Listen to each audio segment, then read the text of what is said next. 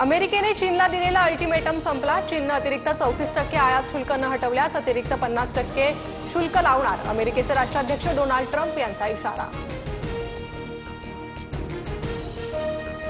अमेरिकेच्या टेरिफ धोरणामुळे भारत चीनचे संबंध सुधारण्याची शक्यता। भारतातून आयात वाढवण्याचा चीनचा निर्णय। संबंध सुधारण्यावर देखील भर।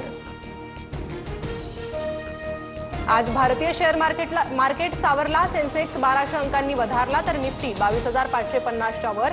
निफ्टीत 50 दिवसांचा उच्चांक। यूएस इक्विटी इंडेक्स फ्युचर्समध्ये देखील वाढ।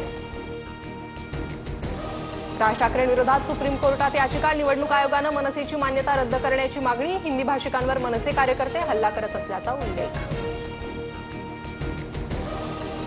भैयांना महाराष्ट्रात राहू द्यायचंय का यावर विचार करावा लागेल। उत्तर भारतीय विकास सेनेच्या भूमिकेनंतर मनसेचा इशारा।